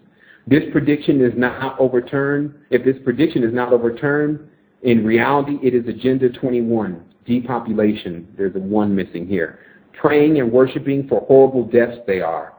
If they are not warned to cease such insolence, all these believers want in the last days, that is all they want is the manifesting of the end of the world. They always talk about the end of the world and constantly manifesting the last days. So now it's upon them, and they are not prepared because they were misinformed. And this has happened because they have been subconsciously judging everyone but themselves. Because you notice the main trait of this religion is to judge every single other religion as false and that they're going to go to hell. And the person spends so much time doing that, they never realize that they created the hell that they're going to be going to. It doesn't have to happen. It is clear unless someone drastically changes this mode of ideology, there will be carnage. But again, that is for those who are choosing to believe in such things during the greatest era of manifestation ever. The key to this age is whatever you imagine will happen for you. It will happen. This is why they constantly work at attempting to guide people's thoughts. Manifest greatness, and that's what you'll be. Manifest servitude, and you will see that there are endless controllers vying for your energy. Do something that is going to increase you. In the end of this, I say, this is what I propose. I'm more than sure the Most High can see beyond 1, that Vistica, eye in the sky. 2, the binary way to this world juxtaposed in its masculine and feminine fractal. 3, the movement of the Hermetic grapes. 4, the sidereal space of no time. 5, the hive mind place of cells. 6, the carbon in the faces of the perception. 8, actually 7. 8, that journey to the center of the earth. 9, the Anunnaki cyclic phase. 10, the Omega machine and the droids of 01. So with that being said, I will see all of this with my own eyes and my own aura, and there is a path that can be forged beyond it. I've seen these different systems and how they exist and what they lead to. This path has grown overdue. It has been grown over due to lack of use, and we plan to make a highway on this path, and you are more than welcome to join us. As I talked about in the beginning, this is a path that's very seldom traveled as the person empowering themselves and becoming beyond gods and ideas of that type of thing and get closer to the Creator. But we can make a super highway down this path where it doesn't have to be so rare that a person gets a chance to travel it. I say if someone says impossible, you should understand it as, according to my limited experience and narrow understanding of reality, that's very unlikely. Meaning that when anyone says impossible to you, that's because of their limited understanding of exactly what's going on here. So, son, we'll go ahead and take that call with this last 15 minutes of the show. Okay, area code 254. I'm going to unmute you. Please tell us your name and where you're from, and then your question. Hello? Yes. Hello, yes. My name is Denise, and I'm actually from Georgia. And I just want to say greetings to all who are listening, and greetings to you tonight who hosting the show. It's actually a very good show. My question is actually about going from this third dimension to the fifth dimension. And I'm not too sure about that. I keep hearing about the different dimensions we're in, and I'm not too new to this. I've actually been following these ideas and this knowledge of perspective. And if you could touch a little bit on that, and then I have another question after that. Okay, I'm hoping that you can actually hear me because I'm seeing a little breaking up in the call. So am I coming through clear? Yeah. Okay. Basically, when I started studying Euclidean mathematics and looking at the dimensions and exactly how they're lined up, I'm not convinced personally that that we're going from third to fifth dimension and this type of nature. In fact, I think that the highest, what fifth dimension really is according to, like a lot of my work supports that the body itself is somehow generated, and it's set up into a pentagram, as you see with the head, the arms, and the legs. But that's still totally different to the spirit. And so the idea of fifth dimension that most people have in their mind is that it's the perfected human. And this may be true, but we're not just all human. In fact, most of what we are is spirit. And so what I believe is that there's like there's a level that everyone's going to end up going to anyway, even the people that are actually unconscious and that just have to get moved to another dimension anyway. It's just like those that are not really pursuing how to get into higher levels and higher paths, but they do have to be relocated. It is possible that that place that they're going to be relocated is fifth dimension. Personally, when I look at dimensions from the mathematics and how they present the mathematics on the dimension, what I see is that no matter which dimension that you get to, there's going to be some level of control according to their geometry. And at a certain point, when certain faculties start opening and when you start becoming perceptive of different shapes and things, you notice that those shapes at times, they look more like mandalas. They're completely different than the sacred geometry that's presented as the paths and the signs of certain dimensions. Like if you just look at one of the Tibetan sand art and you look at when they draw what their perception of the dimension is versus when some occultist draws his perception, it's two different things. And so what I believe is that there is a rising that's taking place to unlimited potential. It's basically how high you can set your ideas of where you need to go. And I personally wouldn't set it to a dimension, any of these numbers. Because like what I did in the last part of this is I mentioned a little hint to what each cycle or what each number really corresponds to. But the number is somewhat of a master language itself. It's something that was given to us as a way to reflect on certain things. And so with me personally, I can't say if a person says, well, I want to go to the seven dimensions, and that's, on them. If they say, I want to go to the fifth dimension, that's on them. They can also count on that there is something there, because those dimensions tend to be very traveled and set up in somewhat of a fractal of this one. So basically, it's by design, like... What dimension that you end up in? Right. Well, I personally believe that there's an active and an inactive person. The inactive person is going to be in that design or destiny. They're going to be going down a path that's pretty much already grooved out for them. But the person that is active, they pretty much forge their own way, because they have a basic guideline of how things work, but they begin to use that guideline only as a building block to create their own. It's like a buffet after a while, where you take what is the highest level of things and then you leave the rest, because that's all you really want to associate with your higher level of thinking. It's like, yeah, these stars and things, they do travel to certain dimensions, but when you close your eyes at times, or you can see sometimes and visualize what a three-dimensional star looks like, you understand how much more, like in the video ley lines and pentagrams, you understand how much more the mind is capable of visualizing. So basically what I'm saying is that they're saying, here's the fifth dimension, here's the shape for the fifth dimension, and I'm looking at that, and I'm knowing that's really basic because I've been in dimensions before. Then I can say, well, fifth dimension, we have really a lot more potential than that, so do we need to be going back down dimensions?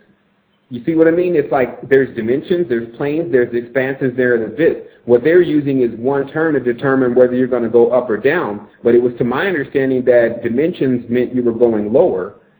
And so you go from fifth dimension, fourth dimension, third, second, first, and then you leave dimensions, and then you go into planes, You see what I mean? And that's how you're supposed to get higher. And that's really what's been lost, or heaven. That's what's really been lost within the esoteric world, is that a lot of the terms are being confused. So when a person says, well, I want to go to fifth dimension, and they probably should have said, well, I want to go to fifth plane, just within their mind alone, because of our confusion with what's going on with the language, like I was talking about in this publication, we have to have a broader understanding to just say, basically, I'm going to set my mind out there to the highest that it can go. I'm not going to limit it. Okay. So it's confusing as in regression instead of progression. Right, because what we're showing evidence of is that going into the dimension itself doesn't equal the person gets more control over themselves in a heightened sense. It seems as if the person is basically being hijacked in certain times of messing with this geometry that's prevalent. And so, but what I've seen, though, is that there's still a big difference between Western sacred geometry and the Eastern sacred geometry. Like theirs tends to be a lot more embroidered. Theirs tends to not carry any straight lines. Theirs tends to be very vivid images that can be seen on a three-dimensional projection. So basically, we're getting, for better lack of words, the white bread of esoteric knowledge in the Western mysticism, and it just leaves things so open. That's why it doesn't really work for most people, and they end up imagining that the power is within the gods instead of themselves. Okay. And the one more question I just wanted to ask about, it's I was just reading through the Bible, because I tend to go back and forth from time to time, because there's new things that I find out about it. And Matrix, of course, you know, with the movie coming out, it's been out for quite a while. I was just the other day looking through Exodus, and I saw this word matrix there, and it kind of was like, wow. You mean seeing the word matrix in the Bible? Right. I only after I went back and saw the movie like a couple of times did I actually realize that I saw the word there, and I was kind of wondering, like, is that a word that would be used in the Bible? Like, well, if people really want to know, because that, you know, there's a lot into that. You know, we may have to get into another show, but basically what's going on is that the language in which is being used, where the Bible was interpreted from, was a language that seemed to be in itself intelligent, almost as if computer generated. And the future could be read with the language, and that's what this whole Da Vinci Code and the Kabbalah is really all about, even though they're not even giving people an idea of what's happening, which is that man has discovered a system of how to pretty much manifest certain things through basically a procedure. And that procedure gets people, when they believe upon things and they just say certain things, it's like it's a programming.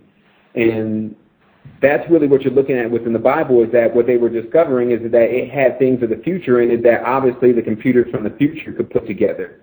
Even they were saying this also about the Quran, and the Quran being numerically equivalent to the number 19, they were saying even now that no computer could do something like that, but a computer of the future could.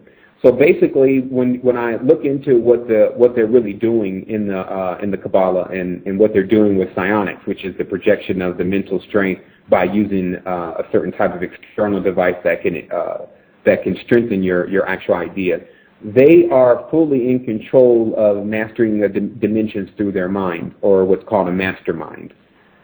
The goal is to completely mine. It's like they're digging into each person's mind to completely assimilate it. They want in each person's mind, like they say in the Bible, every knee shall bow, every tongue shall confess. They have an idea of that taking place with everyone's mind. Now, you can break out of this easy, but of course most people are going into the opposite direction. They're becoming more and more dependent.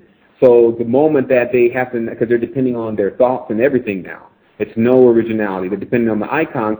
And that's another thing I want to make sure comes across, is that what you see going on with a lot of the industry and the icons is that they've all been prepared for this point, and that's why they're starting to do so much occult stuff.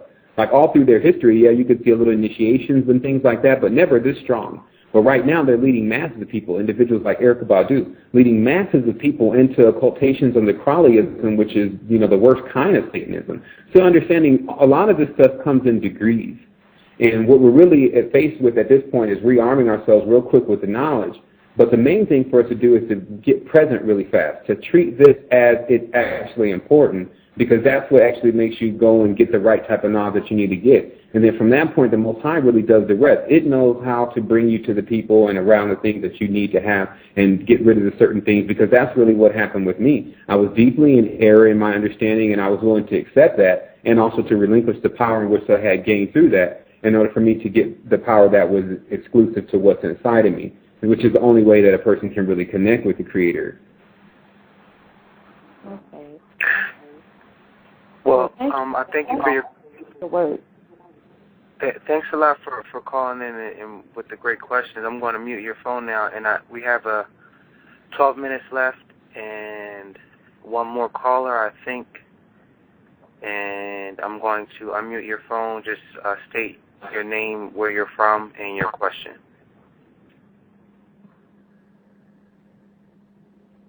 You're on? Hello? Yes. Okay. My question is, with the dreams, I've had dreams, and I don't know if they have machines out there that can erase dreams, but it seemed like when I was younger, I could remember my dreams. Now that I'm older, it's like I have real important dreams. It's like I wake up and like they totally gone. I just want to know, what can I find? Is there books or what can I find that will put me in power with how to, manifest my dream power, because I know we travel, from this physical plane in the dream realm. I'm just trying to find out more information of how to use my dreams to help me, For a person that's extremely disconnected from the dream world, meaning if a person experiences being extremely disconnected from the dream world, meaning they can't really remember anything, first thing they're going to have to do is realize they're going to have to go into a mode called brute force. Brute force mode is when you have to really do everything to get those faculties back turned on, because it's either been something in the diet, something in the level of thinking, something that's been causing the pineal gland not to really be active. So what's happening is that the projection itself, or what's happening in the dream, is not making the right connection, so you can't remember. So let me explain this in another way. Some people smoke marijuana. Marijuana does hinder the being able to remember dreams. So the only way you can brute force something like, let me finish explaining. So the only way you can brute force something like that is to write down every single little thing that you can actually remember, until you actually, basically, you're hard-coding your mind. Now, they have another device that actually flashes a red light every time you go on an REM, and these are called lucid sleeping goggles. So you might want to get in touch with us on the site. There's different ways in which to get back in that world, but the main thing is to understand how you're going to have to use that brute force. You're going to have to start covering make sure your room is completely dark. You're going to have to start covering your eyes because they're light sensitive, at least if you're not going to use the goggles, which, you can use the covering of the eyes. You're going to have to make sure you write this stuff down even a little bit you can remember, because then what happens is that as you get more interested in that world, the brain starts to switch which world is the primary reality. And then there was a time in which I completely lived in a dream world because I wasn't leaving the room at all. Like I was spending a lot of time in one small room. So the thing is that the mind now it doesn't want to be in that little small room, so it'll go and it'll use the inner mind to go somewhere else. But as long as you have a lot of external things going on and you're not using the brute force method, there'll be some cloudiness there. But when you start doing things like wearing the earplugs, putting on the eye covers and things like that, where you're doing more in the Coca-Cola to get the Coca-Cola to get the pineal gland softened up. When you're doing stuff like that, that's when you're using so many methods. Once you start remembering your dream, you don't really know what made it happen, which of course is the best way also, because it allows you just to adapt to it naturally faster. Yeah, okay, because I recently did smoke a lot of marijuana, but I've stopped for it's been 30 days now, and it's like I've been having more detailed dreams, and they felt so real, I felt I was there, and when I woke up, it felt like I was still there. So I feel you on that, that note, and I just was wondering, could you prescribe any books I could read that go more in detail about learning about, controlling or harnessing that power of of the chakras and the dream states and the dimensions, because I'm real interested in that, but I don't really know what to check out, you know. I was lucky to find, which I want to say, you know, thank you for putting this information out, because a lot of people are awake in this time, so thank you for that. Oh man, the pleasure is ours, brother. Basically, what I'll do is I'll create a suggested reading list, because it will be more than one book, and then I'll put that up in a post on the site, and then that'll get you a little bit more closer to some of the things that you can do. But basically, understand, brother, like the mind is the most powerful thing, and like I'm talking about all this stuff from the level of already doing the experiment. Like I did the experiment with marijuana. I've seen how it clouds the dreams after a month, and you know that. Well, I'm not even after a month, but after about 3 days, the dreams they're not as clear. But then you know you take a break from it for like a month or two, the dreams are crystal clear again. Then I realized that there was a brute force method. So a lot of things that I've written down, I've documented, so that way we can answer everyone's question and say, this is actually the experiment. Yeah, someone was in there, we had them smoking weed, we said, okay, what's up with your dreams? And we have more people to talk to because we have the resistance. So there's about 2,000 people out there active and at least 50,000 people inactive that are just ready to do their thing. And that's why, you know, we only got 7 minutes left, and brother, I'll definitely keep you in line, but I do want to say a couple of things in the last 7 minutes.